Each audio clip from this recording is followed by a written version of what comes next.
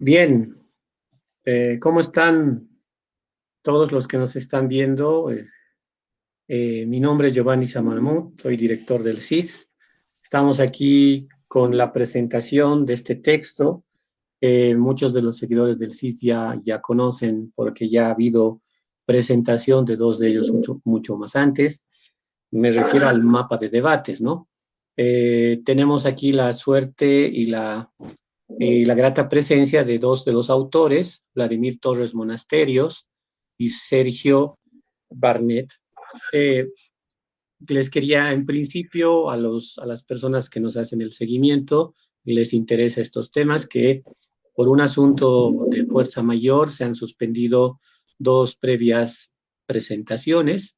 Ustedes saben que la coyuntura y la situación hace un poco compleja el poder, digamos, manejarse en estos niveles, ¿no? Pero ya estamos empezando a tomar el pulso, ya estamos empezando a resolver nuestros problemas y de aquí en adelante vamos a, obviamente, salvando cualquier dificultad demasiado extraordinaria, vamos a estar aquí presentes, ¿no?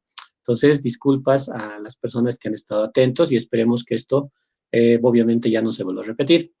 Por un lado. Por otro lado, esta presentación hubiera querido hacerse bajo otras condiciones, es decir, teníamos pensado hacer todo un programa de presentaciones solamente del CIS, porque tenemos otro formato de presentaciones de la BBB, que dicho sea de paso, la siguiente semana vamos a volver a presentar otro texto de la BBB para continuar con eso que habíamos dejado hace ya un mes, con la presentación de Ñejerías, pero esta es la primera vez que vamos a presentar un texto del CIS y en ese marco teníamos pensado un programa específico que lo vamos a desarrollar la siguiente semana, cuando tengamos la presentación de otro texto más sobre el capital humano también del CIS, que ya está completamente elaborado, y ahí tal vez podamos hacer el acto de presencia, pero no queríamos nosotros dejar colgado a la gente, a las personas que les interesa muchísimo la cultura, ya que se ha dejado en pausa la cultura, nosotros queremos mantenerla y seguirla. En ese entendido, hemos decidido continuar con la presentación de este texto que a partir del lunes ustedes ya tendrán en la librería para poder acceder y los que viven en La Paz y el Alto, como saben, hay todavía el delivery que pueden utilizar para que los libros puedan llegar a su casa. Bueno, dicho esto, entraremos ya en el tema, ¿no? Uno de los proyectos tal vez más innovadores, se podría decir, en el marco del CIS, aparte de las líneas de investigación, las tesis y todo lo demás, es este proyecto del mapa de debates, ¿no? El mapa de debates tiene un objetivo bastante interesante, que es sobre todo recoger todas las polémicas que se han hecho de manera lo más ampliamente posible, lo más pluralmente posible, sobre diversos autores. En este caso tenemos, aquí les presento el texto, ¿no? Arguedas Tamayo Reinaga, a cargo de Pedro Brusilov, Vladimir Torres y Sergio Barnett, ¿no? Lamentablemente, como les explicaba que teníamos que hacerlo en vivo, no pudimos contactarnos con el señor Pedro Brusilov, ¿no? Sin embargo, pensamos tal vez hacer otro tipo de presentación mucho más corta, como lo hicimos ya en un proyecto de la BB, para que él tal vez pueda explicar esta parte. Pero bueno, aquí tenemos a Vladimir y a Sergio. Antes de empezar esta presentación, quisiera que ellos se presenten brevemente. Por un lado, Vladimir, muy buenas tardes. Tu presentación, por favor. Buenas, un saludo Giovanni, a Sergio y a toda la audiencia del CIS. Bueno, yo soy abogado y politólogo, soy profesor universitario y escribo artículos de investigación, hago también análisis político, eso es a lo que me dedico en la actualidad y muy feliz de estar a su lado. Gracias, Vladimir. Sergio, tu presentación. Gracias, Giovanni. Bueno, mi nombre es Sergio Barnett. Agradecido por haber sido invitado a la escritura de este libro, a la investigación que hemos realizado en este libro. Y bueno, yo soy licenciado en filosofía y he escrito igual algunos artículos para algunas revistas. Una de las últimas producciones que he hecho es los libros de Cosmovisiones, Psicología y Filosofía de la editorial Don Bosco. Y bueno, igual soy docente universitario en ahora estoy en la UNSA con una investigación y también doy clases en la Salesiana y en la Universidad Central. Bien. Bueno, una de los rasgos también característicos, creo yo, de este programa, de esta propuesta, de estas investigaciones, es que se están fomentando gente joven para que puedan proyectarse, digamos, y tengan difusión de texto y de reflexión que tienen. Voy a tratar de articular, aunque los autores que ustedes tratan, por ejemplo, Vladimir habla de Tamayo y Reinaga, o Sergio habla de Reinaga más bien, hay tópicos más o menos que se parecen, hay tópicos que se cruzan, y habiendo revisado todo el texto que ustedes han escrito, hay cosas que me parece interesante debatirlas y discutirlas, y quisiera empezar por un punto, el tema del indigenismo, ¿no? Vladimir en el texto de Tamayo empieza a sintetizar diferentes visiones sobre la perspectiva de Tamayo respecto a los indígenas. Y una de las frases importantes ahí es que en teoría, o para algunos, había sido el fundador del indianismo o del indigenismo. ¿Hasta qué punto se puede sostener esta idea en la obra de Tamayo, Vladimir? Bueno, Giovanni, yo creo que más que ideas de Tamayo, lo que he tratado de plasmar en la investigación es, como el nombre de la colección menciona, valoraciones en torno a su, no solamente a su pensamiento, sino a ideas concretas. Precursor del indianismo es una valoración que tienen parte de los autores que he revisado. Es una afirmación polémica y fuerte.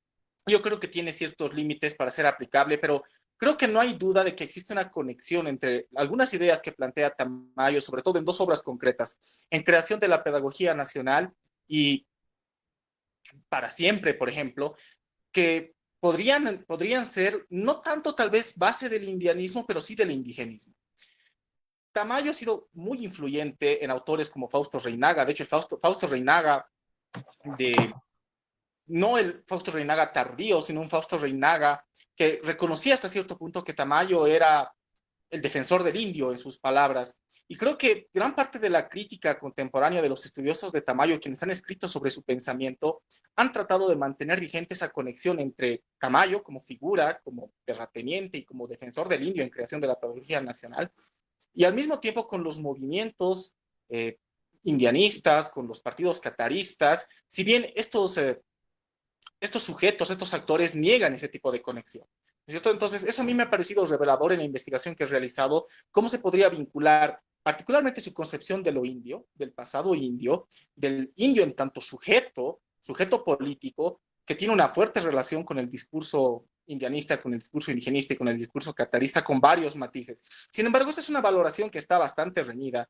Gran parte de la valoración contemporánea del pensamiento de Tamayo pasa por desplazarlo precisamente de la defensa del indio y llevarlo a la defensa del mestizaje. Entenderlo como un autor que ha pensado desde un principio no la defensa del indio, sino más bien la defensa del mestizaje y la defensa del liberalismo desde el cual él ha pensado y escrito. Bien, me parece interesante esa acotación, que bueno, lo había dicho al principio, estos trabajos de ustedes son sobre todo un repaso de las distintas versiones, interpretaciones que hay en el caso tuyo, Vladimir, de Tamayo, ¿no? Y en el caso de Sergio, sobre Fausto Reinaga. No son específicamente textos, trabajos o ensayos sobre Tamayo o sobre Reinaga, es cierto. Ahora, en ese marco, pero tomando en cuenta ese marco, y volviendo a Sergio un poquito, retomando el tema, lo acaba de decir Vladimir, hay una fuerte conexión entre Fausto Reinaga y Tamayo. ¿Cómo ves, cómo se ha visto este debate, esta discusión en el marco de todos los autores que tú has revisado, Sergio? A ver, entrando un poco al propio Reinaga, si bien el trabajo, como bien ha aclarado Vladimir y ahora tú, Giovanni, está en función de la crítica y del debate que se ha hecho en torno a estos autores, entrando un poco, pero a Reinaga, lo que Reinaga plantea, ¿no? De Tamayo es que divide. Él dice, finalmente hay que pensar de Tamayo, hay que dividir entre un sujeto trascendental, que es el que vive en sus libros, fundamentalmente en la creación de la pedagogía nacional, que para Reinaga es la precursora, la obra precursora de la revolución india, también precursora de la revolución del 52, pero lo divide, ¿no? De un Tamayo histórico, como Reinaga llama en su libro Franz Tamayo. Y este hombre histórico es un individuo, un gamonal, tirano, poseedor de indios, qué sé yo, no lo tiene muy con mucha estima al sujeto histórico, como dice Reinaga, ¿no? Pero la crítica del debate, en todo caso, que se ha dado en torno a Reinaga, no ha tratado mucho la relación con Tamayo, pero sí sobre el indigenismo, por ejemplo, y sobre la concepción del indio. Yo he encontrado a lo largo del debate que he armado en función de los críticos, dos posiciones en torno al indio respecto a las lecturas que se hacen de Reinaga. Por un lado, una lectura, una construcción del indio que he llamado social subjetiva, es decir, aquellos que enfatizan el sujeto indio como inmerso en un entramado cultural que está lleno de sentidos y de significaciones, donde las posiciones, en este caso Fabiola Escárzaga o Verushka, Alvisuri, sostienen, ¿no?, como una condición autoafirmativa frente a otras lecturas que se han hecho sobre el indio, en la obra de Reinaga, obviamente, que Reinaga habría entendido el indio como una cuestión biológica, ¿no? Y también en relación a su posición geográfica, ¿no? En este sentido, los indianistas, sobre todo los neoindianistas, podría llamarlos así, como Ivana Pasa, por ejemplo, en un texto que sostiene claramente, ¿no?, que para Reinaga el indio está definido por el ambiente donde vive, incluso por el color de la piel, ¿no? Entendiendo claramente que el indio se define un poco, o se define en todo caso, como una raza, ¿no? Bueno, y aquí entra un detalle interesante, lo que hace Carlos Macusaya, es que él sí divide y dice, por un lado hay una interpretación de que el indio es una raza biológica y por el otro una interpretación de que en la que él mismo asume, donde el indio es un sujeto racializado. Creo que es un concepto que Carlos Macusaya está introduciendo en la discusión sobre el indianismo, y un sujeto racializado en el sentido de que debido al choque de culturas, debido al choque que se genera por la colonización, y Macusay entiende como una relación político-militar, se ha subordinado al indio y se le ha atribuido el término indio a fin de subordinarlo, ¿no?, al poder estatal, qué sé yo, al poder colonial. Bien, una de las cosas que resaltaba Vladimir, y creo que es interesante tal vez retomarla, es el asunto de que podría haber estado en él y en su escritura, obviamente me refiero a Tamayo, cierta idealización, digamos, ¿no?, del mundo prehispánico, para decirlo, precolonial. La pregunta es la siguiente: en esos textos que se han revisado, ¿cuáles son aquellos autores bolivianos que hablan sobre Tamayo, que recuperan esta idea, ¿no? Pero por otro lado, yo en lo que he visto y he revisado de tu texto, tampoco he notado demasiada énfasis en el contexto histórico de Tamayo. Me refiero en el siguiente sentido. Hasta ese momento, la ciencia seguía razonando en términos de raza. No es así, no, en el informe de los años 60, cuando se crea la ONU, con un grupo de intelectuales, antropólogos, biólogos, que se define de una manera así, científica, podemos decir, entre comillas, que no existe razas humanas, sino existe una. Pero en la época de Tamayo, ese era el discurso de la ciencia. Lo que yo no he encontrado en los diferentes autores que tú has revisado es que se hagan referencia a eso, porque uno no puede acusar de racismo en ese sentido, cuando había una posición muy directa de que las razas influían muchísimo, por lo menos en la primera mitad del siglo XX, y eso incluso estaba corroborado por experiencias, por visiones y por científicos, ¿no?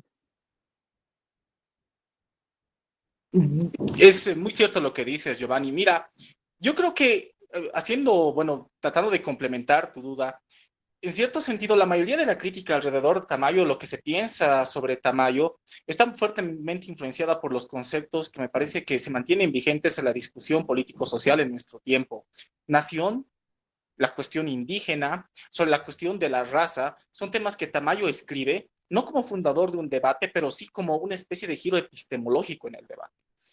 Se acusa de racista a Tamayo, particularmente son tres autores que yo he encontrado que lo acusan de racista en el debate contemporáneo, que son HCF Mancilla, Blitz Lozada, también hasta cierto punto con Darko, pero el problema es que según esa perspectiva, Tamayo utiliza o escribe la creación de la pedagogía nacional, desarrolla elementos que ya estaban presentes en, por ejemplo, libros como Odas, que es su primer poemario de juventud, y los lleva en una especie de demanda interpelativa ante el discurso de la época.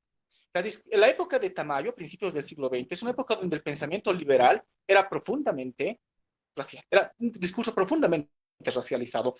Tamayo escribe Creación de la Pedagogía Nacional enfrentado con Felipe II Guzmán. Es una es un ida y vuelta, un contrafuego de editoriales que se escriben desde el diario, y Tamayo escribe ese libro como una colección de editoriales precisamente en respuesta al pensamiento fuertemente discriminador, pero que es sin duda el pensamiento de la época. Los que lo califican de racista eh, ponen énfasis en el elemento de que Tamayo utiliza el racismo, pero en un giro positivo, ¿no? Es la interpretación que da. Un racismo positivo, un racismo que trata de ver no una desventaja, no una inferioridad, como habría hecho alguien como Arguedas, sino más bien un elemento rescatable que se versaba prácticamente la energía que tenía el indio que él construye, es un indio idílico, simbólico, que él escribe en la creación de la pedagogía nacional, para hacer frente a un pensamiento de la época. En la época, para 1910, cuando Tamayo escribe Creación de la Pedagogía Nacional, es sin duda un pensamiento que sale perdedor, derrotado en la época. Va a tener que esperar hasta la época de la Guerra del Chaco, posterior a la Guerra del Chaco, en los años previos a la Revolución Nacional, para ser una vez más retomado y reactualizado por la Revolución Nacional, para autores como Augusto Céspedes, donde va a recién recibir, creo, la atención, no que merece, sino que va a haber una predisponibilidad a abrirse a sus ideas y a considerar que lo que estaba diciendo en 1910 no eran disparates y no eran, vamos a decirlo así, achaques de alguien que no estaba ubicado en el tiempo.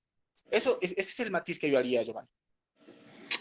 Bien, un poquito para volver el hilo, pero ya en el caso de Reinaga y en los textos y todos los trabajos que ha realizado Sergio, también hay ahí una suerte de acusación, pero a diferencia de Tamayo, creo que en la mayoría de los autores que tú has revisado, lo acusan, pero de ser esencialista, pero en la última etapa, ¿no? O sea, cuando ya él empieza a escribir Fausto Reinaga, ya empieza la tesis india, empieza el partido indio, luego el pensamiento máutico, Sócrates y todo lo demás. Eh, ¿Cómo ves esa manera de comprenderlo? ¿No? Me da la impresión de que en una buena parte de los autores que hablan sobre Reinaga, termina identificando ese idealismo, ese esencialismo, esa idealización del mundo andino, sobre todo en la parte final. Y a partir de eso, bueno, empiezan algunos a hablar de decadencia. A mí me parece esa concepción no es de ese momento. Me parece que ya antes él tenía clara esa idea, además porque hay que tomar en cuenta una cosa, ¿no? En Bolivia, ya Bodín había, o perdón, no en Bolivia, pero sobre Bolivia, Bodín había hablado del imperio socialista de los incas, y si no me equivoco, ese texto es de principios del siglo XX. En los años 50 en México ya se ha hablado del Calpulli como una forma de organización socialista. Estamos hablando del primer libro de 1956-55. O sea que esos asuntos que son base de Reinaga, ¿no? Porque si uno revisa los textos de Reinaga, él utiliza esas bases como para afirmar sus cosas, ¿no? Yo he notado que en las notas de Reinaga hay cosas mucho más interesantes y más ricas de las afirmaciones porque ahí se sostienen, pero bueno, ese es otro asunto. ¿Hasta qué punto esto que digo es correcto, digamos? Que lo han visto al final como una idealización, y yo entiendo, y eso te pregunto a ti, creo que es una falsa separación. Yo creo que eso ha venido de mucho más atrás, solo que tal vez ha tenido otro tenor a lo que llaman otros y él mismo su etapa más amautista o digamos, o renaguista. Sí, las perspectivas han sido variadas definitivamente, especialmente cuando hablamos de la Revolución India, por ejemplo. Yo he encontrado en este debate cinco perspectivas, que es una, la de los intelectuales indianistas, que pese a las diferencias que tienen, así como la lectura que se ha hecho sobre el indio, por ejemplo, la lectura sobre las periodizaciones, porque finalmente la periodización que el mismo Reinaga ha propuesto en su obra ha sido puesta en discusión, o han sido elaboradas otras visiones de periodización de la obra de Reinaga. Pero más allá de las diferencias que tienen, creo que los intelectuales indianistas están de acuerdo, en realidad hay un consenso en todo caso, en que el periodo máutico es un periodo de decadencia, ¿no? Y de decadencia, de ruptura, debido en algunos casos, como Carlos Macusaya, por ejemplo, observa esto, debido a los conflictos que Reinaga tuvo con los dirigentes indios, ¿no? Los que estaban formando el MITCA y otros liderazgos que fueron saliendo. Pero también hay otras perspectivas, como el caso de la perspectiva marxista, por ejemplo, de Juan Manuel Poma y Jabo Ferreira, que ellos, bueno, desde ya niegan todo el proceso del que va a trabajar Reinaga, acusándolo de haber utilizado una suerte de marxismo trasnochado.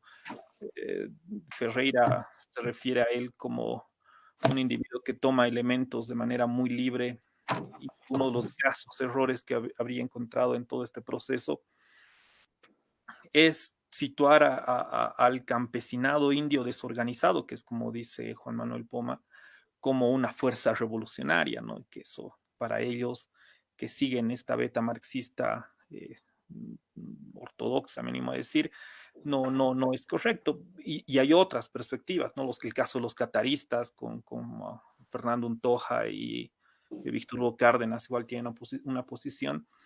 Y quienes se han enfocado más en este romanticismo, qué sé yo me animo a decir que es la perspectiva liberal que trabaja a HCF Mansilla y Franco Gamboa fundamentalmente. ¿No? Pero para ellos, para Mansilla más que todo, no, esta idea de las dos Bolivias ha sido sobre todo una mirada romantizada, ¿no? Y en el fondo subsiste una mirada postcolonial, aunque Mansilla dice algo que me parece interesante, que en el proceso del desarrollo de su pensamiento amáutico, Reinaga habría llegado a tesis similares a las que llegaron los de la Escuela de Frankfurt, ¿no? En esta su crítica a la modernidad, en esta su crítica a la, a la razón occidental, ¿no? A esta razón instrumental, ¿no? Pero en general, y quienes han visto bien todo este proceso, ¿no? El proceso del amautismo, porque en varios casos se asume el amautismo como un elemento un poco decadente, un poco donde Reinaga ya se separa del estudio de la historia y se va un poco más a la mirada universal. Y aquí lo que decía de Mansilla, que me parece interesante, ¿no? Que esa apreciación que hace, que Reinaga llega a ciertas tesis de la Escuela de Frankfurt. Esteban Ticona, desde una perspectiva decolonial, bueno, así la he llamado, ¿no? Para él, como para la sobrina de Fausto Reinaga, para Hilda Reinaga, el periodo amáutico sería finalmente un periodo de culminación de toda su filosofía, ¿no? Habría como un ascenso muy diferente a la posición que tienen los indianistas, que para ellos el periodo amáutico sería más bien un periodo de franca decadencia. Bueno, vamos a retomar algunas cosas que tú has dicho, sobre todo algunas observaciones para el final, pero bueno, continuaremos. Yo quisiera tal vez aquí conectar otro tema, ¿no? Y que está ligado sobre todo a Tamayo, que es el asunto de la educación. Y en todo ese texto, bueno, la obra más importante, lo acabas de mencionar, es la creación de la pedagogía nacional, por lo menos la más difundida, la más discutida, porque no todos conocen sus poemas, me imagino, ¿no? Más conocemos ese asunto, el debate con Felipe II Guzmán, pero en toda la crítica que se ha hecho, la interpretación que se ha hecho de Tamayo, ¿cuáles son, cómo tú estructurarías o colocarías las distintas visiones que han tenido sobre el planteamiento educativo que tiene Tamayo? Se puede hacer unas 3, 4 líneas, 2 líneas interpretativas. ¿Cómo ha visto, digamos, el siglo XX ese debate y esa discusión y la propuesta educativa que tenía Tamayo? Bueno, mira, podría podría resultar ser engañoso, pero me parece que el nombre mismo, Creación de la Pedagogía Nacional, haría pensar que es un texto sobre educación. Y quienes lo han estudiado, si bien hay varios pedagogos que han estudiado a Tamayo, en realidad el libro podría haberse llamado sencillamente Sociología Boliviana o Pensando Bolivia desde el Indio, no sé, cualquier otro título, porque tiene la diferencia que hace Tamayo entre educación y instrucción, por ejemplo, que es una parte notable en el libro, no tiene la centralidad y los que lo estudian, los que yo he revisado, no le dan tanta centralidad al tema educativo, sino al tema epistemológico. ¿En qué sentido? Sobre todo dos autores, que es Sergio Sanginés y Josefa Salmón, cada quien jala por su propio lado, pero concuerdan en algo. Y es algo que Zabaleta mismo ya había reconocido en Tamayo en este libro. Cuando Tamayo habla de Bolivia, habla de una Bolivia que no es viable o que no puede ser pensada sin el indio. Siempre matizando que el indio del que está hablando Tamayo es un indio simbólico, no es un indio histórico, no es un sujeto histórico, político, es un símbolo. Tamayo era hacendado, Tamayo era gamonal. O sea, si Tamayo conocía indios, si te conocía, eran sus trabajadores, los trabajadores de su hacienda. Pero Tamayo utiliza esa visión para estructurar al indio en tanto símbolo. Y Tamayo dice algo revolucionario. Bolivia es inviable sin ese indio. Ese indio es la base, es la energía de ese país que estamos tratando de construir, excluyéndolo, denigrándolo, subestimándolo. Entonces, la mayoría de los autores que yo he revisado hacen una disputa. Hay por tiempos, yo los he clasificado por tiempos. Hay autores contemporáneos a Tamayo como, por ejemplo, el mismo Felipe II Guzmán, el mismo Jaime Mendoza, por ejemplo, que tratan de alguna manera de valorar a Tamayo en tanto persona. El hecho que sea un indio ilustrado, por decir algo, es suficiente para admirarlo. Y esa beta de admiración del individuo en tanto poeta, en tanto pensador, me parece que nubla la valoración sobre su pensamiento. Eso se rompe cuando llegamos a pensadores como Céspedes, cuando llegamos a pensadores como, por ejemplo, Zabaleta, Condarco, que empiezan a dejar de lado esa especie de aura intelectualoide que hay alrededor de Tamayo para empezar a criticar la obra y empezar a criticar el centro, el núcleo de su planteamiento. ¿No? Entonces, si bien la educación es un tema, vamos a decirlo así, que está en el propio rótulo de la obra, lo que me parece revolucionario es el planteamiento de la sociedad que elabora Tamayo. Un planteamiento que es revolucionario porque nadie se había animado, con ese énfasis que él pone en la creación de la pedagogía nacional, a situar al indio en el centro del país, en que sea la base, la estructura del país, por más siempre recalcando que es un indio matizado, es un indio simbólico. Bien. En ese mismo contexto, yo creo que has tocado otro tema fundamental, ¿no? La creación de la pedagogía nacional, en el fondo, es un debate, una discusión sobre cómo debería encararse el futuro de una nación, ¿no? Y evidentemente ahí el indio juega un papel fundamental. Y en el marco de la comprensión de cualquier Estado, tanto en esa época, digamos, como ahora, bueno, la educación juega un papel fundamental para organizar y armar eso.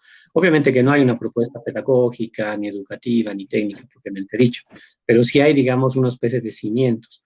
Ahora, frente a eso, digamos, un poco para poder continuar esta pelota, pasársela al Sergio, una de las cosas también y que hay que resaltar, bueno, en el caso de los textos que han hablado y que tú has revisado sobre Fausto Reinaga, es lo que decías hace rato, digamos, ¿no? Esta concepción de las dos Bolivias, ¿no? Que de alguna manera también algunos asimilarían a esta idea, ¿no? A esta idea de que hay, por un lado, la gente más europea, entre comillas, descendientes de los españoles, y también la idea de una Bolivia muy india. Al medio estarían los mestizos.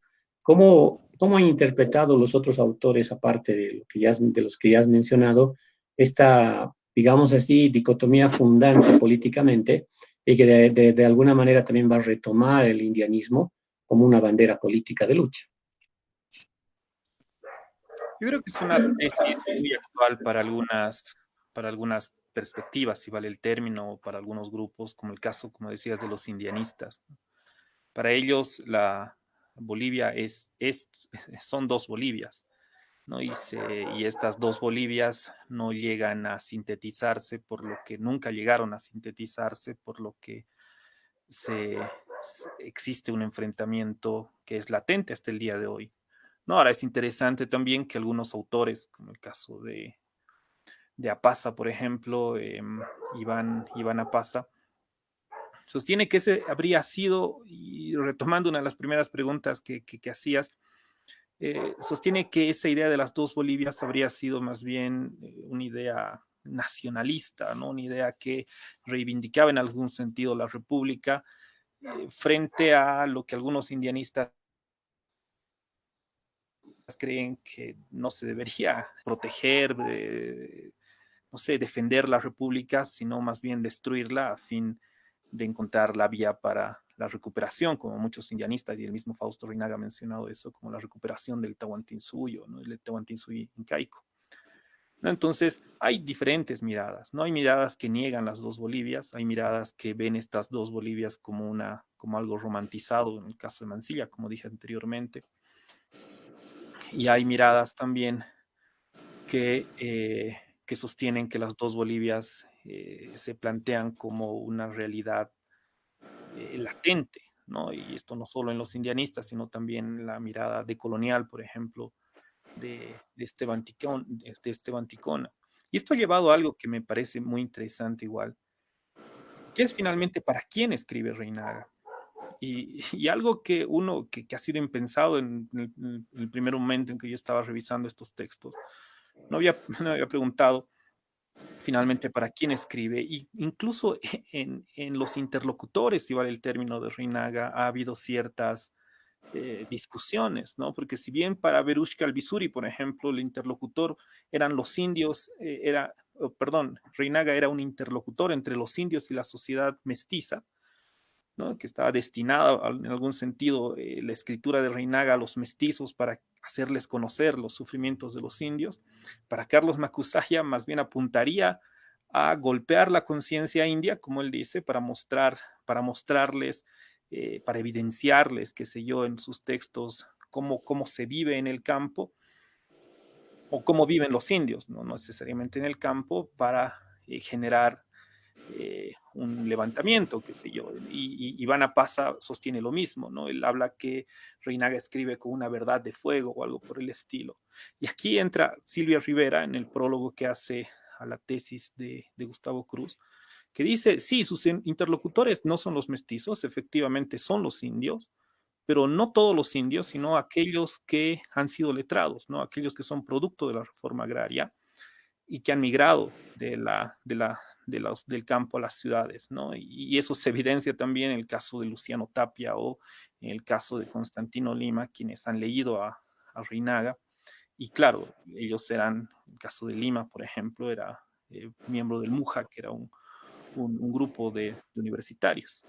Y un último aquí para terminar, Manuel Sarkisians también sostiene que la revolución india lanza un mensaje racista y genocida, y él dice, afortunadamente este llamamiento al genocidio fue dirigido en español y no oralmente en aymara, porque eso hubiera producido una masacre, si va el término, eh, del, de, producida por los indios a los blanco mestizos. Bueno, la mirada de Sarkisians no deja de ser interesante, igual que quien lo ha conocido, ¿no? Es un escritor muy interesado en los movimientos indígenas de Bolivia y el Perú, pero él mismo no es ni boliviano ni peruano, sino tiene una mirada muy interesante del país, es una mirada muy crítica de estas perspectivas andinas, ¿no? Perspectivas indianistas. Bueno, Sergio, continuando, porque no quisiera desaprovechar esta oportunidad, ya que has mencionado varias cosas. A mí me parece que hay dos cosas que son tremendamente superficiales, no encuentro otra palabra, del señor Mansilla. Primero, jamás hay un debate en Fausto Reinaga de lo propio y lo ajeno, eso no existe. Y segundo, toda la propuesta que él tiene no está en contra de la ciencia y la tecnología, y eso está claro.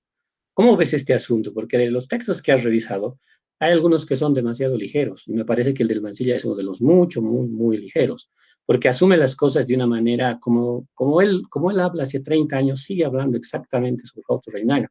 No creo que sea así para nada, y para los que han revisado, que yo también he revisado la obra de Fausto Reinaga, no tiene absolutamente casi nada que ver. Este debate de lo propio y lo ajeno es una cuestión muy laminar, que nunca se lo ha mencionado. El asunto de la recuperación del indio, de la comunidad, no es lo propio, es porque la comunidad y lo indio sí tiene una pretensión de universalidad, si queremos darle un lenguaje actual. ¿Cómo ves este asunto? ¿No? Bueno, por lo menos esa es mi percepción sobre ese texto, pero no sé qué opinas. Quisiera escuchar tu opinión, Sergio. Sí, voy a ser muy puntual y muy corto para continuar con el debate. Sí, la perspectiva de Mansilla es evidentemente, y en todo el análisis que hace en el texto en el que trabaja precisamente a Tamayo y a Reinaga, y seguro Vladimir también ha revisado este texto. Claro, él parte del hecho de que existe una tendencia universalista y democrática frente a los particularismos y autoritarismos, ¿no? Y algo que Gustavo Cruz, que creo que es una de las lecturas más serias y más profundas que se ha hecho sobre Reinaga, algo que Gustavo Cruz dice de Mansilla, que es una lectura que repite la clásica dicotomía entre civilización y barbarie, ¿no? Y yo siento que es así la lectura que que Mansilla ha hecho sobre Reinaga, también sobre Tamayo y también sobre Zabaleta Mercado, entiendo. Entonces, ¿quiénes han hecho una lectura, creo, más profunda sin estas dicotomías? Creo que es Gustavo Cruz. O sea, no quiero desmerecer a otros autores como Carlos Macusaya, por ejemplo, que le ha dedicado 2 libros a Reinaga, que son muy interesantes y que es una perspectiva que si bien son perspectivas más políticas, ¿no? El caso de Macusaya, porque finalmente él está construyendo su propia tesis y está, como lo dije en algún momento, ha acuñado un concepto que entiendo lo maneja bastante, que es el de la racialización, es decir, volver a alguien de otra raza, aunque no lo sea, ¿no? No es que existen razas, no es que somos diferentes, sino que este proceso político ha vuelto a alguien de otra raza. Si bien existen lecturas interesantes, igual con el caso de Fabiola Escárzaga o Berisco Bisuri, sí, también hay estas otras miradas un poco, no sé si ingenuas, pero sí un poco simplificadoras, ¿no? Como lo que decía es el caso de Mansilla, creo yo. Yo estoy viendo esta división civilización y barbarie, u otra mirada que me parece igual un poco simple, si vale el término, que es la que hace Esteban Ticona. Lo ve a Reinaga en toda su positividad, lo equipara a Dussel en algún momento en la crítica a Occidente, qué sé yo, a la razón occidental. Pero bueno, ahí en realidad lo que he encontrado, lo que he ido encontrando de Reinaga es realmente unas lecturas completamente diferentes, pero cada una creo que desde perspectivas bien posicionadas, ¿no? En algunos casos y en otras, bueno, más académicas, como el caso de Escárcega. Bien, Vladimir, me parece que antes estabas tomando un tema interesante que hay que volver a retomar. En el marco de los distintos autores que se han referido a Tamayo, ¿cómo ha sido la percepción que estos tenían sobre la idea de nación? Porque creo que es vital eso, ¿no? Tú mencionabas, en Tamayo hay toda una concepción nacional. ¿Cómo lo han visto? ¿Cómo lo han clasificado? ¿Cómo se han opuesto? ¿Cuáles han sido los debates y cuál tal vez podría ser un posicionamiento más actual sobre los puntos que ya tocaba Tamayo sobre el tema de la cuestión nacional? Mira, Giovanni, yo creo que hay varias menciones. Una vez más, por ejemplo, Fernando Díez de Medina es, ya que estamos hablando de simplicidad o de enfoques bastante superficiales, creo que en el caso de Tamayo, Fernando Díez de Medina es sin duda una mirada bastante superficial y apologética de la obra de Tamayo. Respecto al tema de nación, que me parece que el debate contemporáneo sobre Tamayo, yo he colocado en el texto una especie de enfrentamiento entre Blitz Lozada, HSF Mansilla por un lado y hasta el mismo Fernando Molina acoplado en ese bando, contra San Ginés, contra Salmón, que tratan de disputarse a un Tamayo defensor del mestizaje o defensor del indio. Y mucho tiene que ver con la concepción de lo nacional. Para muchos autores como San Ginés, por ejemplo, también sería un defensor del mestizaje porque su defensa del indio sería solamente una defensa aparente. Una defensa aparente porque bajo una estructura bastante platoniana de la sociedad, lo que en realidad habría pretendido Tamayo, según estos autores, es que el indio sirva de un acicate, una especie, vamos a decirlo así, de base sobre la cual se edifiquen otras clases sociales, otros estratos sociales de la sociedad. Lo que aparentemente era una defensa y una reivindicación, en realidad era un despojo de la inteligencia. Leonardo García Pavón hace lo mismo, ¿no? Nos hace constar, nos alerta de que cuando Tamayo habla del indio, tanto en Odas como en Creación de la Pedagogía Nacional, está hablando de un indio carente de inteligencia. La inteligencia es una especie de atributo esencial de los mestizos. Los blancos europeos, criollos decadentes estaban de bajada, pero el verdadero sujeto al que defiende Tamayo sería el mestizo. El indio está bien como base, está bien como corazón, está bien como superioridad moral, pero lo que en realidad pretendía, según estos autores, es que Tamayo edifica un proyecto de la nación donde el mestizo es el que gobierna y piensa y donde él es el que da la fuerza, da el músculo, da el espíritu. Sería una especie de cerebro mestizo y cuerpo indio. lo que a la luz de esa interpretación es totalmente discriminador y jerárquico. Por otra parte, y ahí me parece que el aporte no de Mansilla tanto, no de Lozada, pero sí de Fernando Molina es bastante interesante, nos alerta de que Tamayo, en sus ideas, en su pensamiento, eh, no era positivista.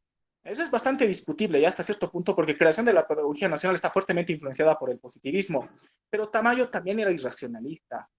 Tamayo tenía en autores como Nietzsche, en autores como Schopenhauer, en autores como Fichte, la base de su pensamiento. Era un irracionalista alemán y gran parte de su planteamiento sobre la raza, sobre la nación, está basado en ese pensamiento. Bajo esa perspectiva, Fernando Molina nos dice, para Tamayo la inteligencia no era importante. Si Tamayo nos está diciendo que la nación, el constructo que llamamos nación, la comunidad que llamamos nación, va a estar edificada por el indio porque es la energía y la moralidad superior, desde la perspectiva de Tamayo como irracionalista, eso es lo más importante. Tamayo, como buen irracionalista, despreciaba la inteligencia. La inteligencia era un valor importante hasta cierto punto, pero lo más importante era la vitalidad, la energía, la superioridad moral, la entereza, la capacidad, diríamos en términos actuales, de autodeterminarse. El indio podía vivir sin la nación, esa nación que lo explota podía vivir sin esa nación. La nación no podía vivir sin el indio.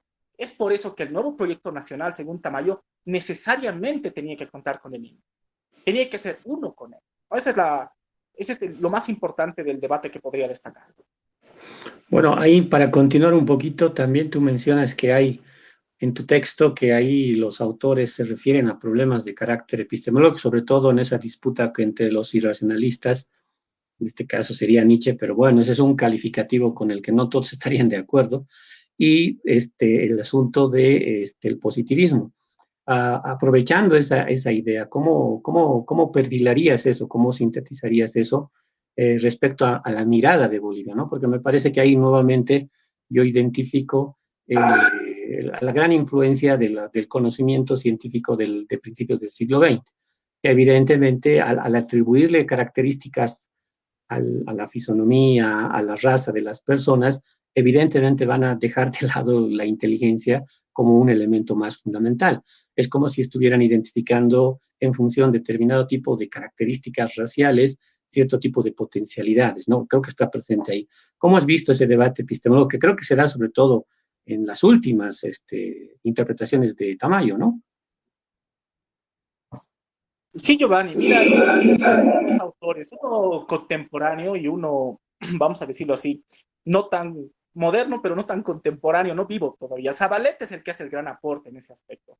Yo creo que ya que hemos citado en mi anterior intervención quién ha hecho el aporte menos profundo, yo creo que hay que reconocerles el aporte más profundo, sobre todo sobre el tema que indicas, sobre el giro epistemológico, a tres autores. Primero, Ramiro Condarco, que es uno de los primeros que hace un estudio sobre Tamayo bastante serio que detecta contradicciones en su propio pensamiento, lo desnuda como un irracionalista que al mismo tiempo es positivista. Parece contradictorio, pero la explicación de Ramiro Condarco, estudiando la pedagogía nacional, hace ver esas contradicciones en el mismo Tamayo. En segundo lugar, yo, pese a que le dedica poco espacio, Zabaleta hace un aporte genial sobre Tamayo. Precisamente la mirada hacia el locus interno, locus propio, la debemos a Zabaleta. Y en base a eso, Javier Sanginés propone ese llamado giro epistemológico que supuestamente estaría presente en creación de la pedagogía nacional. ¿Sabes?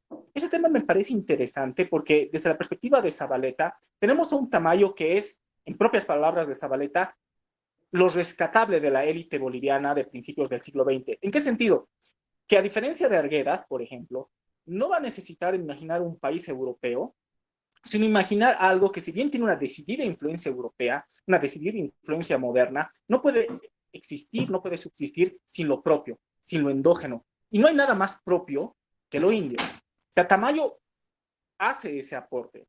Lo que habría que matizar, y en eso creo que es muy útil el planteamiento de Brice Lozada en ese aspecto, es que Tamayo está elaborando una propuesta a la defensiva. Si no hubiera habido Felipe II Guzmán, es posible que no hubiéramos tenido la creación de la pedagogía nacional. Y hasta cierto punto, esa es una crítica cierta, porque la obra de Tamayo en su conjunto, aparentemente no habría conexión entre la poesía y el ensayo, pero tiene varias conexiones. El resto de la producción de Tamayo en poesía es profundamente europeizante. Se vuelve un grecolatino en la Prometeida, se vuelve un grecolatino en los epigramas griegos, de alguna manera reniega y desecha todas las ideas que había planteado de manera tan potente en creación de la pedagogía nacional. En esa obra, sin duda alguna, está el aporte para la época, me parece fascinante, y muchos de los autores que he revisado lo hacen de esa manera. El mismo Reinaga, que va a renegar de Tamayo, lo va a desconocer, lo va a insultar, lo va a injuriar en su pensamiento tardío, va a reconocer que sin duda cabe el primer defensor del indio fue Tamayo, en sus propias palabras. Gracias, Vladimir. Bueno, un poquito para volver con Sergio, uno de los temas que tú tocabas respecto a Tamayo también se pueden leer en los autores que han trabajado Reinaga. Es un poco, yo lo sintetizaría de la siguiente manera. Un poco el problema, una especie de tara y de prejuicio, entre comillas, sobre su legado socialista y marxista, ¿no? Porque gran parte de los problemas que se identifican es cuánto ha influido eso o no ha influido hasta el final de su vida y al final de su obra. Y creo que ahí hay varios matices que los autores tienen. ¿Cómo nos puedes presentar? Por un lado está eso, por otro lado también está en términos de las fuentes, si realmente él, como decía claramente Silvia Rivera, había estado teniendo como interlocutores válidos a la base indígena, ¿no? Que en realidad tiene razón, son más intelectuales, pero en ese marco, o letrados o ilustrados. Pero en ese marco también yo noto dos cosas, ¿no? Como aportes para el debate. Uno es que la gran revisión de las fuentes que se ha hecho, por lo menos en los textos que tú has visto sobre Reinaga, nadie hace mención de la perspectiva filosófica que tiene Fausto Reinaga, y tú como filósofo lo debes saber.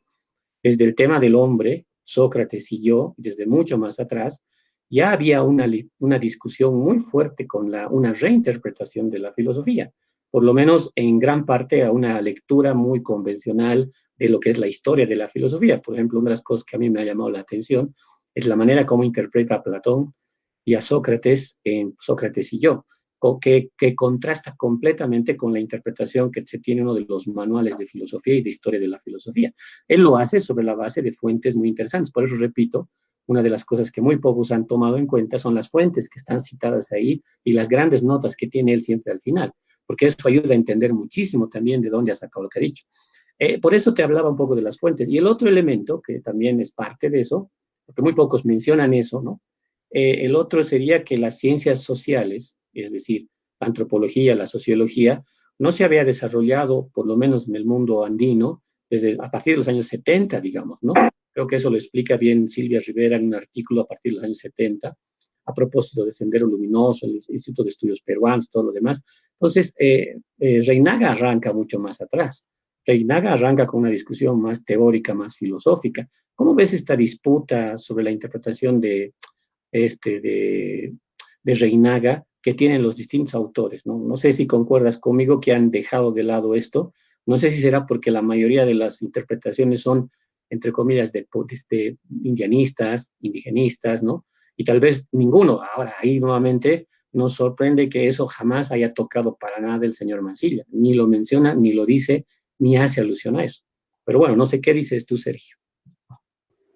A ver, sí, en parte sí, en relación a lo que tú mencionabas, no hay una lectura como tal sobre esta noción de Reinaga sobre la filosofía. Sin duda, las fuentes que tiene Reinaga son muy variadas, pero muy variadas, al extremo de que toma manuales de filosofía, toma un libro, el Retorno de los Brujos, por ejemplo, que es un libro medio místico, algo por el estilo, pero también toma otras fuentes que podríamos decir que son más, no sé, científicas.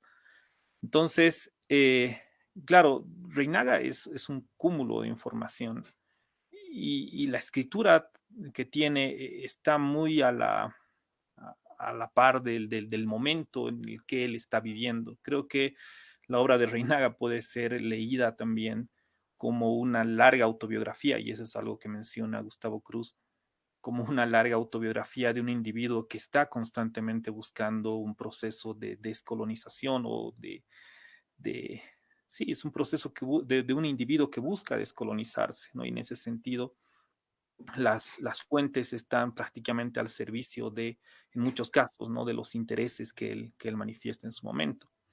Sí, como dices, no he visto ni en Mansilla una crítica tal vez de las lecturas que tiene Reinaga sobre la historia, la filosofía, como dices, la perspectiva que tiene sobre Sócrates, sobre Platón, sobre el mismo Aristóteles.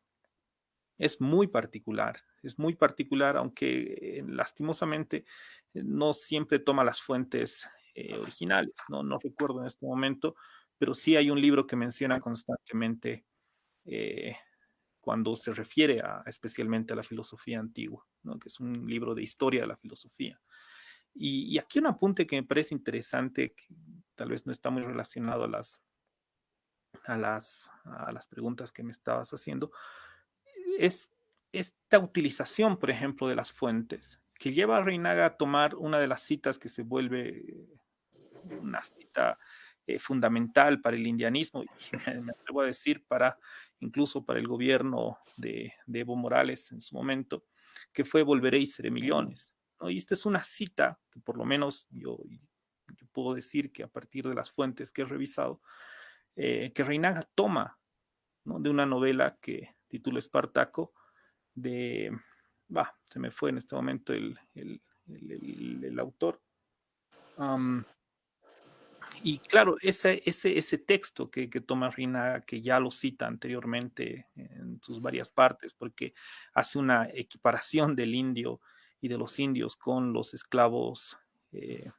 esclavos romanos, ¿no? Y luego utiliza esta cita y la coloca en la boca, si vale el término de Tupac Katay, que va a terminar siendo una cita que se va a tomar como cierta y se va a tomar como una bandera en muchos casos de las luchas indígenas, ¿no? Eso también en Felipe Quispe se verá.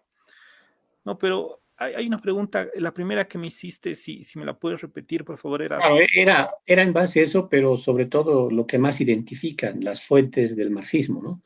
Que justamente ahí hay un gran debate, digamos, ¿no? ¿Hasta qué punto es o no es marxista? ¿Hasta dónde llega su marxismo? Ese es el tema, ¿no?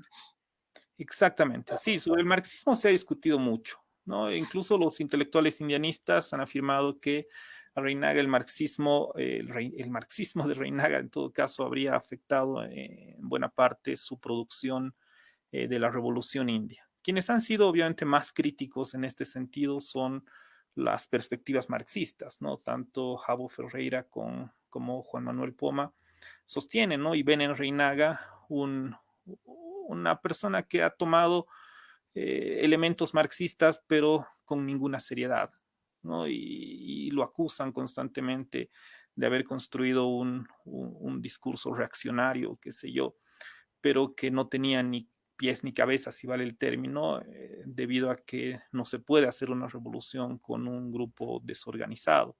Ahora bien, sí hay el caso de los indianistas o el caso de Mansilla y Fernando Untoja, por ejemplo, sí le critican a Reinaga el hecho de que haya tomado igual elementos del marxismo, pero que sobre todo haya construido una ideología del resentimiento, como dice Untoja, que no haya podido tener el éxito que el mismo Reinaga habría esperado en su momento. Bien, un poquito ahora para cambiar de tema en el caso de Tamayo Vladimir. En los textos que se revisan y se discuten sobre Tamayo, se hace referencia mucho a lo que tú decías al principio, el asunto de su origen, digamos, de clase, para decirlo de manera simple. ¿Cómo han visto, cómo tú puedes identificar las distintas tendencias sobre la influencia de ese origen respecto al tipo de pensamiento que estaría expresando Tamayo? Bueno, Giovanni, mira, yo he dividido en tres etapas. Todo corresponde a las tres etapas con las que he trabajado. La valoración clásica, la desmitificación y el defensor del mestizaje. He agrupado los autores en estos tres grandes grupos.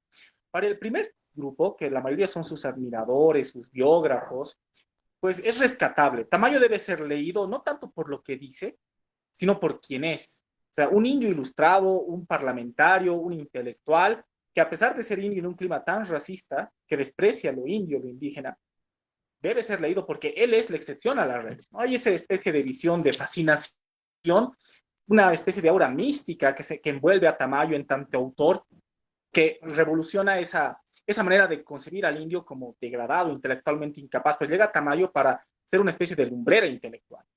Pero para los autores que yo agrupo dentro de la desmitificación, que empieza con autores como Condarco, por ejemplo, con Céspedes, no se desconoce su origen de clan. Ya es algo bien interesante ese aspecto porque se reconoce que Tamayo es hacendado, se reconoce que tiene aires aristocráticos, se reconoce que tiene una mirada, paradójicamente, a lo que menciona en creación de la pedagogía nacional. Es un hombre que admira mucho a Europa, sobre todo a Alemania, sobre todo a Francia, pero no deja de ser defensor del indio. En ese tema de las identidades que es tan lodoso, tan movible, se hace una relación bastante comprensible entre el Tamayo aristócrata y el Tamayo defensor de indios. El mismo Reinaga no ve tantas dificultades en esa relación. Donde Reinaga le va a doler y va a romper, va a empezar su ruptura con Tamayo, es en la actitud que tiene Tamayo con la revolución, con la reforma agraria. Con la reforma agraria, la posición de Tamayo, naturalmente, como buen gamonal, como buen hacendado, se va a oponer a la reforma agraria. Reinaga tiene una especie de ruptura y crisis existencial y va a renegar desde esa época con fuerza contra Tamayo. Pero en su pensamiento inicial, no hay problema que un Tamayo hacendado pueda defender al indio. Donde sí hay una dificultad, hay un debate en torno a si es posible que un hacendado defienda a las clases subalternas, o si las clases subalternas pueden utilizar ideas de un hacendado, de un opresor, va a ser en el debate contemporáneo. Precisamente esa condición que forma parte de la élite liberal de su época, por más que sea disidente con la élite liberal sea enemigo de Ismael Montes, eso es secundario. Para pensadores como San Ginés y Salmón, por ejemplo, y también, principalmente ellos dos, hay que sospechar de su extracción de clase para tomar en serio cualquier defensa que pueda hacer del indígena. En primer lugar, porque lo que está haciendo él es velar por los intereses de su clase, de los hacendados, de los liberales. Algo que me parece bastante interesante es la manera en que se retrata cómo Tamayo estaría, bajo esa perspectiva, tratando de construir un esquema social en el cual trata de evitar a toda costa que el indio se vuelva cholo, entendiéndoselo cholo como el indio degenerado por la ciudad. Lo que estaría tratando de hacer Tamayo con su obra es evitar que el indio salga del campo, que se mantenga en el campo como reserva energética y que no llegue a la ciudad.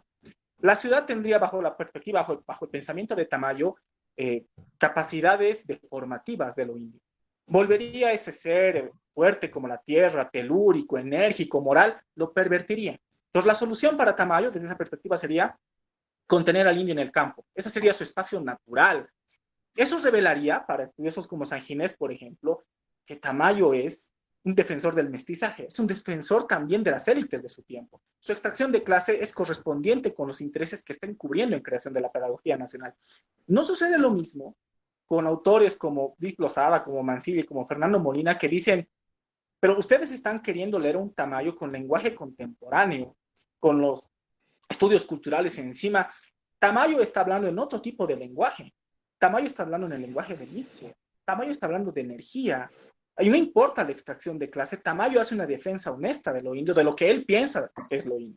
Entonces, ese me parece un debate bastante interesante, porque mucho depende del pensamiento, del lente con el cual valoremos el pensamiento de Tamayo. Que me parece, y ese ya es algo bastante propio, ¿no?, de los autores que yo he revisado, pero yo creo que cualquier autor, sobre todo tocando temas de identidades, que es un tema bastante difícil de tocar, yo creo que tiene que ser valorado con el pensamiento de su época. Yo creo que la grandeza de un autor de poder mirar más allá de su época, precisamente se contrasta con la época y el pensamiento en el que ha vivido. Y Tamayo, para la época, sin duda tiene un avance epistemológico alucinante, ¿no?, bastante destacable, en un clima donde todo es derrotismo, todo es mirar hacia Europa, todo es despreciar lo propio, ¿no? Y no hay nada más propio que lo indio, no hay nada más despreciable que lo indio. El contraste con Arguedas por eso es tan potente, ¿no? Entonces, yo destacaría eso, Giovanni. Bien, estamos ya entrando a la recta final y bueno, vamos a cerrar algunas cosas. Antes, pero se me quedó una cosa con Sergio que tal vez podríamos retomar, que es la parte última de su trabajo, sobre el tema del pensamiento aumáutico, ¿no? ¿Cómo evalúas tú, digamos, desde el punto de vista de lo que has revisado, los trabajos que hay, estas valoraciones, estas definiciones que hay al final, de que la última etapa, entre comillas, bueno, decimos etapa porque él se también define, ¿no? Él mismo habla de sí mismo, de que han habido etapas por las que ha atravesado. Imagino que por eso se justifica un poco que también otros se concentren, aunque no sé si se justifica que saquen más etapas, digamos, me hace recuerdo al debate del Marx joven, mal viejo, algo que nunca llegaba a ningún buen puerto, dudo mucho que también esto llegue a un buen puerto, pero de todas maneras vale la pena retomarlo, aunque sea para criticarlo o para cuestionarlo. Hay esa pretensión de superación. ¿Tú cómo ves ese asunto? ¿Cómo has identificado esos temas? Me parece, no sé si me equivoco, me corriges, que eso mucho depende de la perspectiva política del que esté escribiendo sobre Reinaga, ¿no? Mucho depende de él, porque él va a definir si ha fracasado o no ha fracasado, si es continuidad o no continuidad. Unos ejemplos claros pueden ser el Makusaya, que dice que sí es una decadencia. Un ejemplo contrario puede ser el doctor Ticona, que dice no, no es una decadencia. ¿Cómo ves el asunto, Sergio? Sí, el conflicto de las periodos es uno de los problemas más claros, creo que en Reinaga, ¿no? Porque como dices, él mismo ha periodizado su propia obra y ha dado como una línea para poder leerlo, ¿no? Y hay que entender que este último periodo está muy relacionado a el aislamiento que va a vivir Reinaga respecto a ciertos posicionamientos que tiene frente a los movimientos indios, ¿no? Entonces, el apoyo incluso a García Mesa en algún momento, que, bueno, finalmente sí escribe un texto que titula Bolivia y la revolución de las Fuerzas Armadas se llama, ¿no? exactamente, sí. Y es en ese texto, claro, no me animo a decir que justifica lo que hace García Mesa, sino que él ve en García Mesa una posibilidad para llevar el indianismo al poder, si vale el término, ¿no? Y claro, muchos autores van a entender y van a, creo que leer muy bien que este aislamiento se debe a que Reinaga tenía también un carácter muy fuerte, muy problemático, en todo caso, tendía a tener conflictos casi con la mayoría de las personas con las que se relacionaba.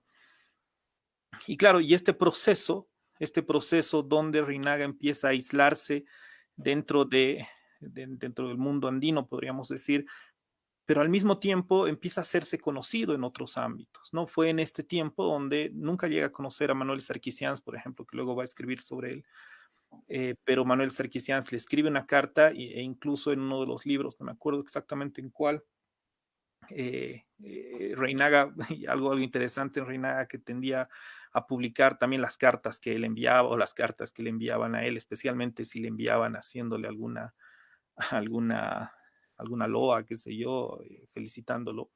Y claro, él muestra que él tenía que tener un debate con Sarkisians, es decir, al mismo tiempo que él se va aislando de este mundo indio, empieza a abrirse las relaciones que él empieza a tener en Europa, por ejemplo, ¿no? Y desde ya se sabe que se publica uno de los libros de Reinaga en Francia. Entonces, todo este conflicto empieza a generar en Reinaga una mirada distinta, ¿no? Y ya no llevar la revolución india simplemente para en un marco geográfico más específico, porque en la revolución india es bien claro todo el proceso, ¿no? Cuando habla de la epopeya india, habla de todas las insurgencias indias que ocurren en los Andes, podríamos decir.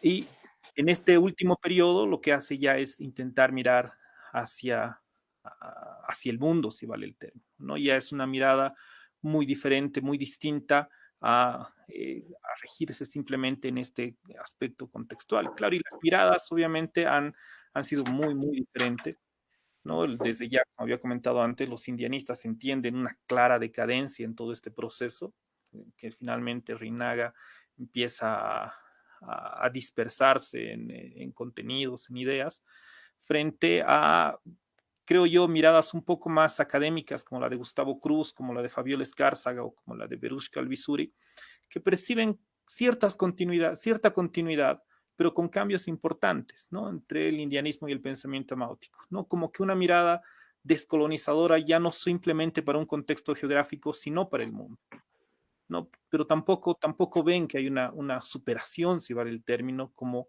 será claramente para Esteban Ticona y para Hilda Reinaga, por ejemplo, que no solo habría habido continuidad para ellos en estos tres periodos, sino una evolución constante, una línea de ascenso, de maduración del pensamiento, ¿no? Sin lugar a dudas ha sido muy conflictivo, muy conflictiva la vida de Reinaga y eso se puede evidenciar en las cartas no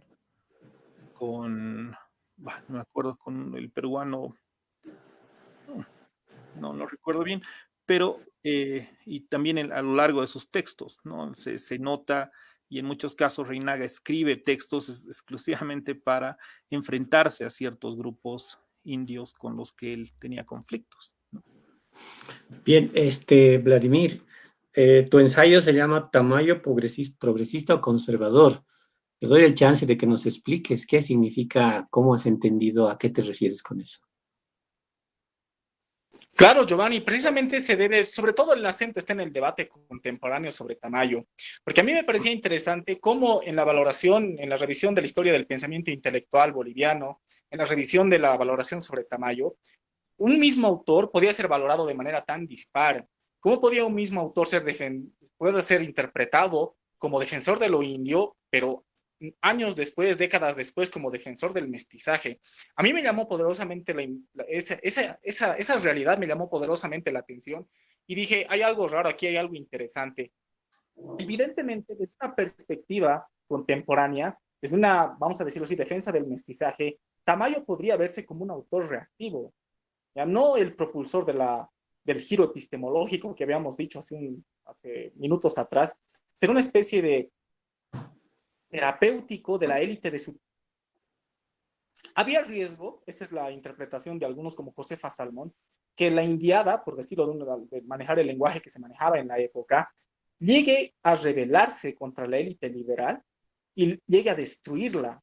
Tamayo, según esa perspectiva, habría sido capaz de detectar esa amenaza si se seguía eh, tratando a lo indígena, a lo indio de esa manera, y había ideado una manera de regenerar el Estado liberal, no exterminando, no negando, sino al mismo tiempo acoplando, insertando lo indio dentro del esquema nacional, pero de manera subordinada. O sea, era un intento reformista del Estado que le permita a la élite liberal sobrevivir. Desde esa perspectiva, Tamayo sería un conservador, alguien que pretende que la élite siga manteniendo sus beneficios, siga manteniendo su estatus privilegiado y que al mismo tiempo desactive las potenciales amenazas que hay en su contra por parte de los dominados, por parte de los subordinados. Pero desde otra mirada, también contemporánea, pero que tiene raíces ya en la desmitificación, ya en la valoración clásica, Tamayo estaría tratando de decirnos en la creación de la pedagogía nacional y desde Odas que lo propio, lo local, es lo importante. Pensadores como Arguedas, por ejemplo, podían mirar a Europa y ver el modelo de la Bolivia ideal. La Bolivia del siglo XX para los liberales tenía que ser una Bolivia construida a imagen y semejanza de Europa. Era la civilización exitosa. Por tanto, cualquier otro ensayo era descabellado. Había que subirse, en palabras textuales, había que subirse al carro del progreso y había que emular lo que estaban haciendo bien los grandes países, los grandes estados. Tamayo es una excepción, esa regla. Tamayo sería una excepción. Tamayo nos diría, no podemos construirnos como algo ajeno mirando afuera. Hay que mirar hacia adentro, hay que mirar hacia lo propio. Lo que despreciamos es un elemento constitutivo de la nación. Bien. Y eso, de esa perspectiva, sí sería un progresista. Sí sería un progresista porque no está tratando de sobrevivir, sino está alertando del componente esencial que haga viable a Bolivia como una nación. Yo creo que esas dos miradas son las más fuertes que yo he encontrado, me parecen tan dispares y por eso tan llamativas, y creo que en ambos lados se puede defender, porque ambas tienen mucho de razón. Los autores que hacen énfasis en uno u otro ponen muy buenos argumentos para calificarlo ese lado. Gracias, Vladimir. Sergio, igual, tu ensayo es Reinaga Revolucionario Reaccionario. ¿Por qué le has puesto eso? ¿Cómo podrías explicarnos eso? Bien, además de que las miradas han sido bastante dispares, o bueno, son bastante dispares dependiendo de las diferentes tendencias de los autores que he revisado, todo este debate que se ha ido armando. Sí, es evidente la mirada de algunos, para quienes Reinaga es el precursor de, no sé si una posible, es que hay miradas que sostienen que deberá sostenerse todavía o deberá haber una revolución a futuro, una revolución india. Muchos, bueno, algunos ven en Felipe Quispe, por ejemplo, y la experiencia en el EGTK una forma de llevar a cabo las tesis de Reinaga. Y en ese sentido verán en la obra de Reinaga una posibilidad, no solo una lectura de la realidad, sino una posibilidad para producir finalmente una transformación de la Bolivia colonial, podríamos decir, de sintetizar estas dos Bolivias para algunos, o en otros casos de finalmente romper con la República y constituir un estado aymara, como en algún momento se ha hablado del nacionalismo aymara últimamente.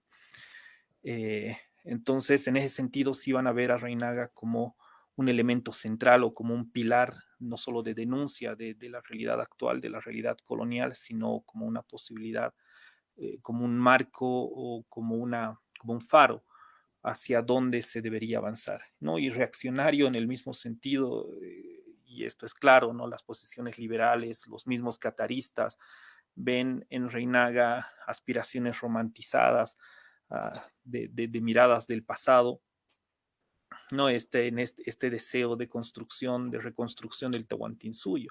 Aunque cabe aclarar aquí que no es tan radical la mirada, porque incluso en en los indianistas, como el caso de Macusaya, por ejemplo, observa que esta mirada del Tahuantinsuyo como norte, que Reinaga lo plantea en algún momento, será una herencia para este autor, para Macusaya, del indigenismo, ¿no? Del que Reinaga habría sido partidario en su primer periodo. Entonces, es mucho más compleja, creo que esta división, si sea reaccionario o revolucionario. Sin embargo, siento que se aplica muy bien en el sentido de que son dos términos contrapuestos, y es así como se lo ha visto Reinaga, ¿no? Desde perspectivas tan dispersas, que no es lo mismo leer al Reinaga de HCF Mansilla que leer al Reinaga de Carlos Macusaya o incluso al de Esteban Ticona. Bueno, bien, para terminar, Vladimir, antes de que despidas, quisiera que me des una opinión, una valoración desde el punto de vista del trabajo que tú has realizado, ya más de la coyuntura, ¿no? Me imagino que esta coyuntura donde ha vuelto a resurgir el tema del racismo, ha vuelto a resurgir el tema de la discriminación, el tema de los indios, de los salvajes y todas esas cosas que estamos escuchando lamentablemente. Me imagino que la intelectualidad ligada a los debates actuales también están retomando algunas ideas viejas de Tamayo, me imagino. O cómo ves ese asunto tú. Y luego tu despedida y muchas gracias por tu participación en esta presentación. Gracias, Giovanni. Sí, mira, yo creo que, mira, por azares de la suerte, estamos hablando sobre temas que hablan de autores que han muerto hace tiempo, que han estado vigentes en el siglo XX, pero de alguna manera muchas de sus ideas todavía siguen siendo vigentes. El debate sobre los conceptos que han trabajado nos siguen siendo útiles, no solamente como una actividad académica, sino sobre todo para entender el presente y su movimiento. Mira, yo creo que Tamayo es vigente por muchas cosas, pero el tema más importante en la actual coyuntura es entender el tema de las identidades. El rebrote del racismo, porque el racismo siempre ha sido estructural de la sociedad boliviana. No hay que engañarse que no había racismo durante el gobierno de Mas, que ha aparecido con Yanín Áñez. Ha estado ahí como una especie de elemento que estaba bajo la superficie, que ha rebrotado con los actuales acontecimientos. Este último año rebrotó con fuerza, se manifiesta en las redes, se manifiesta en las calles, se manifiesta en el discurso, pero también se manifiesta desde el propio Estado, desde mismas autoridades de gobierno, utilizan ese lenguaje. Tamayo tiene sin dudas un lenguaje que utiliza la raza en tanto identidad. Es interesante cómo él coloca una especie de diferenciación entre lo que es bueno y malo, entre lo que es blanco, decadente, y lo que es indio y fuerte. ¿No? Él utiliza ese elemento para tratar de organizar su proyecto de sociedad, su proyecto de Estado. Y me parece que es muy útil releerlo a la luz de los actuales conflictos.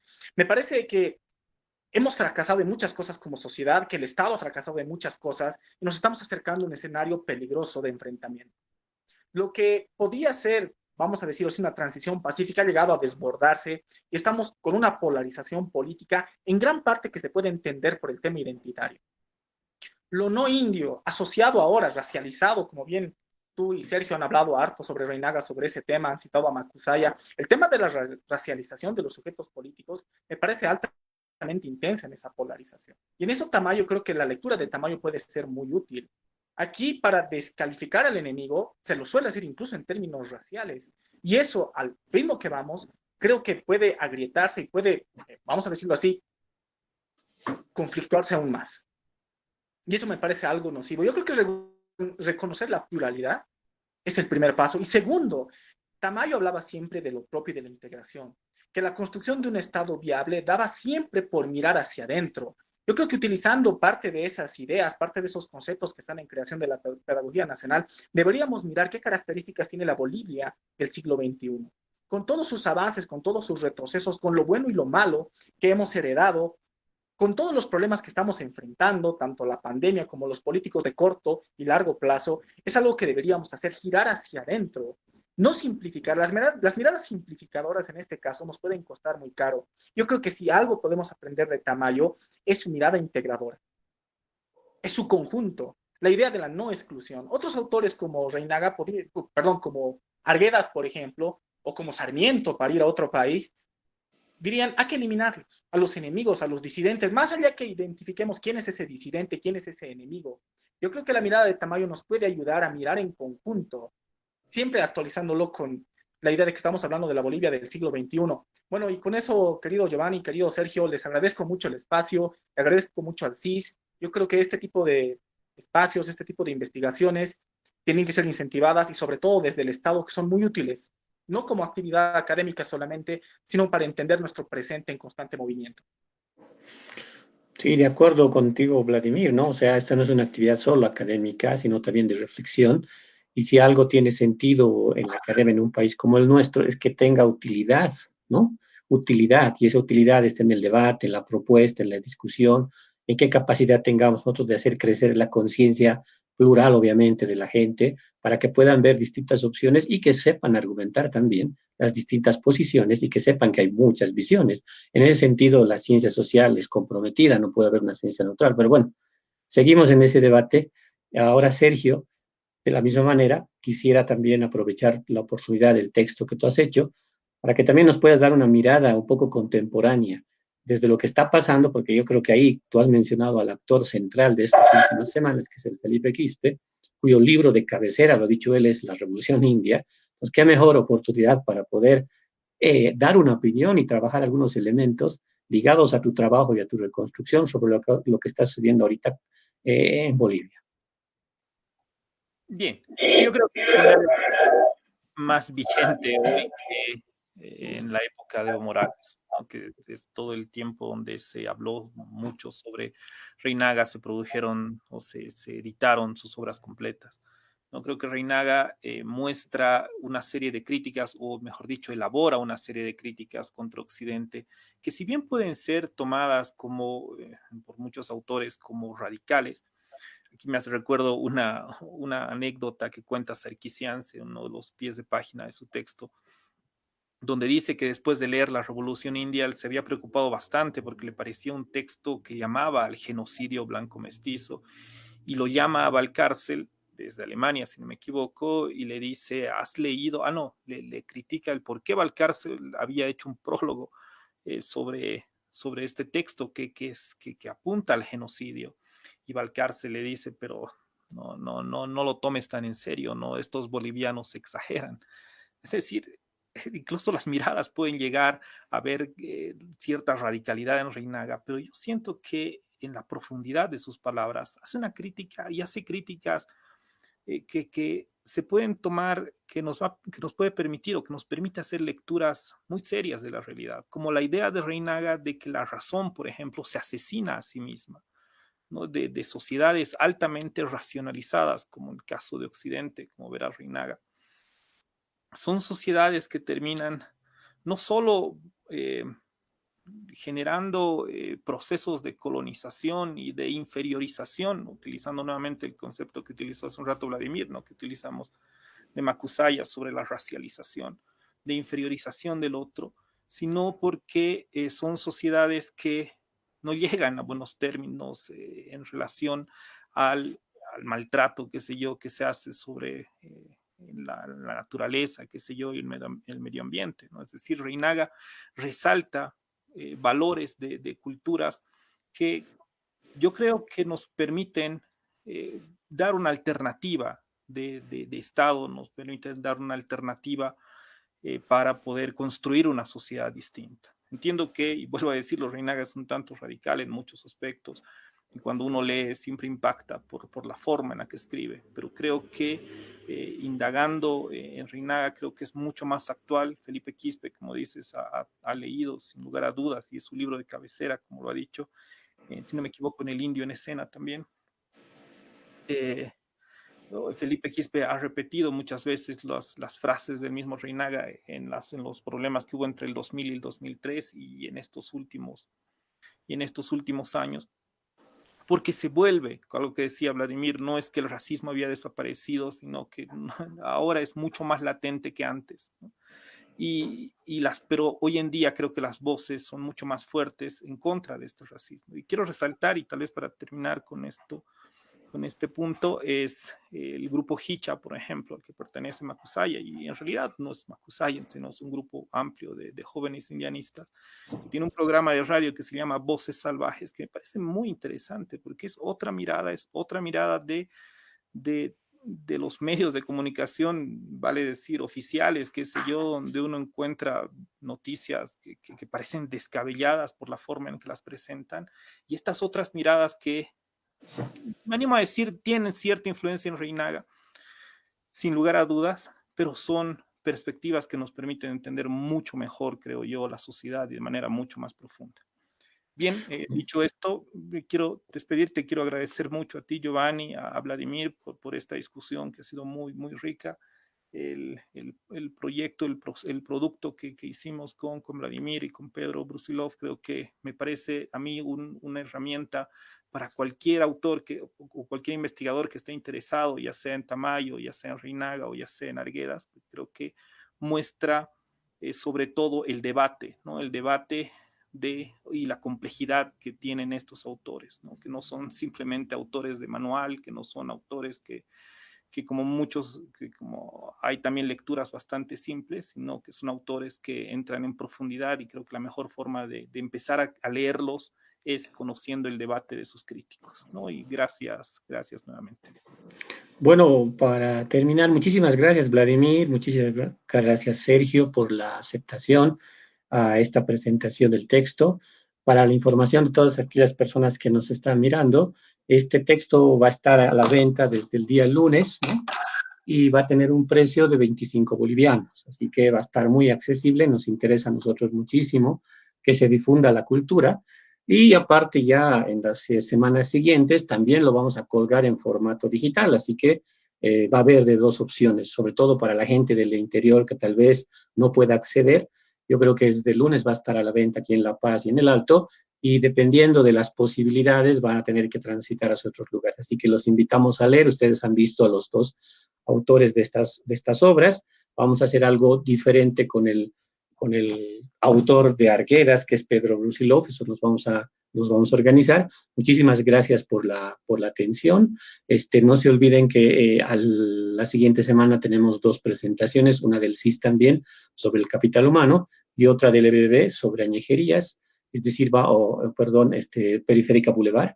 Vamos a presentar esos dos textos, así que estén atentos, vamos a continuar. Nuestro objetivo sigue siendo el debate, la discusión, la propuesta cultural.